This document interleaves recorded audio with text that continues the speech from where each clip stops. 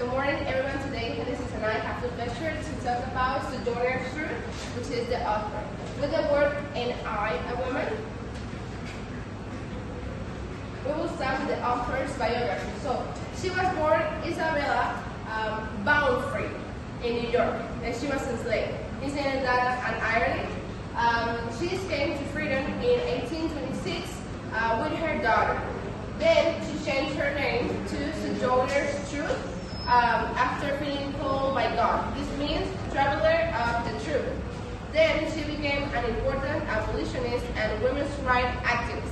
And although she never learned how to write or read, she was very known for her speeches because of her strong faith.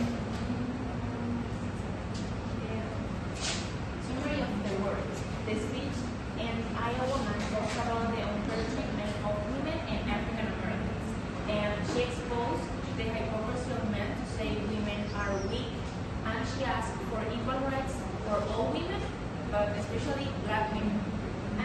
And her speech is emotional, persuasive, and powerful.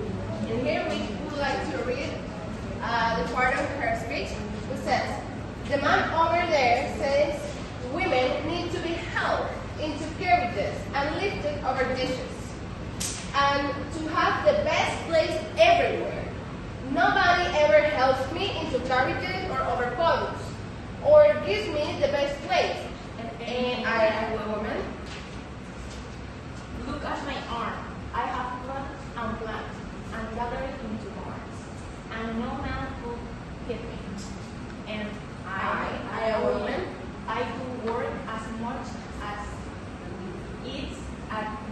a man. When I could get it, and appear the lash as well. And I am a woman. I have borne 13 children and seen most of them sold into slavery. And I ain't cried my mother's grief, and none of this hurt me. And ain't I a woman?"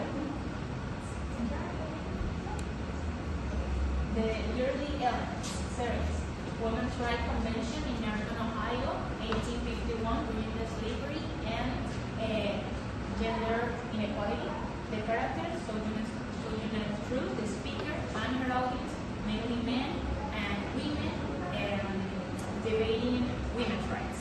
And the plot, Truth confronts the belief that women are weaker than men and that Black women do not deserve equal rights. She used her life as a proof of her strength and equality. The conflict, men versus society, she confronts racist and sexist views or beliefs. The theme, equality, extent of women, racial justice, and human dignity and fact. The point of view is first person. She speaks from her experience. The tone is powerful, passionate, and inspirational, and the style is simple, direct, emotional, and persuasive. And she used rhetorical questioning in her speech.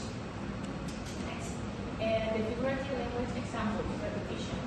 And I, a woman, emphasized her strengths and equality as a woman. Imaginary described her hard labor and suffering. For example, she said, "I have blood and blood. No man could hit me." Helps the audience to visualize her strength. And irony. Society said women need help or need protection. Yet she was forced to work like a man. So she shows in her speech the hypocrisy. Okay, so why it does not fit the age of reason or the romantic period? So we all know that the age of reason is mostly emphasizing into reason, logic, one specific structure, and in this case, Sojourner speaks her individual, emotional experience, truth, morality, and human rights. So these are characteristics that are more related to the romantic period. Andrew.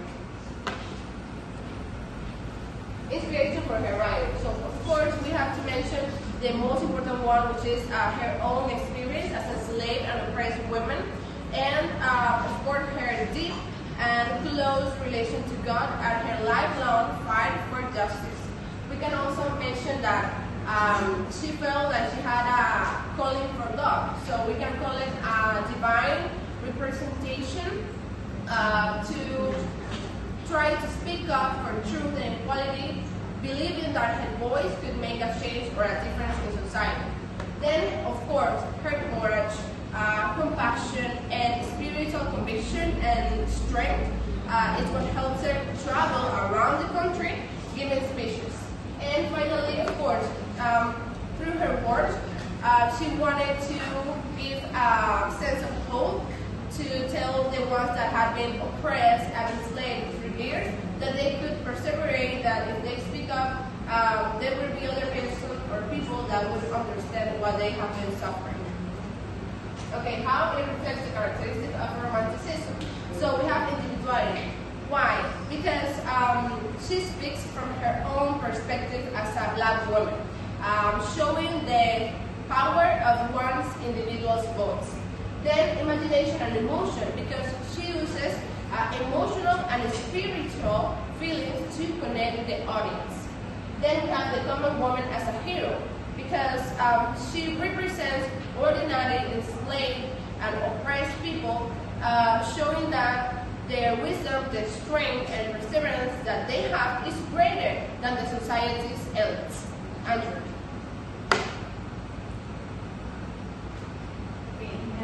Her purpose was to fight for equality of women and African Americans, to make people see and feel the injustice of racism and sexism, to empower women and inspire the social change, and to be a voice for the voiceless and give hope and for the future generations.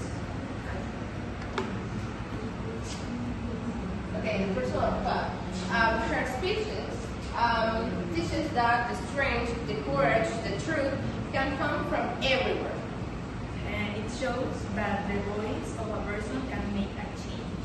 And most people, how does that change start?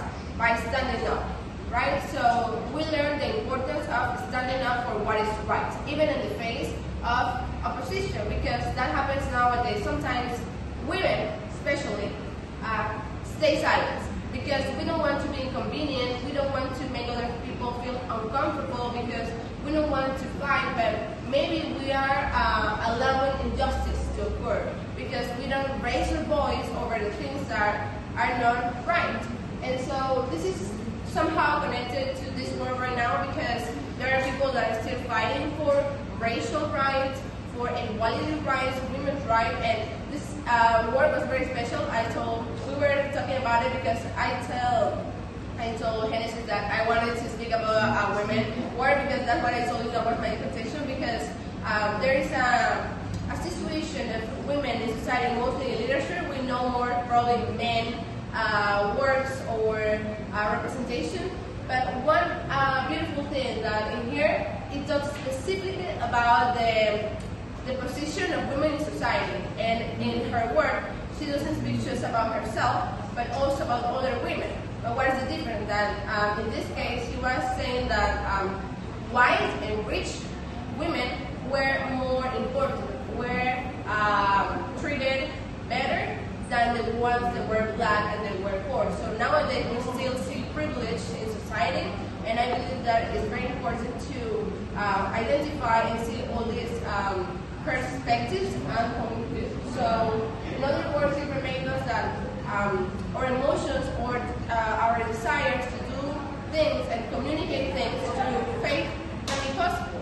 And it's important for us to speak up whether we feel like we have to face injustice in society, and try to ask for justice mostly, because in here, women have a lot of expectations in society, so this is a representation of values that what we learn support human dignity at all costs.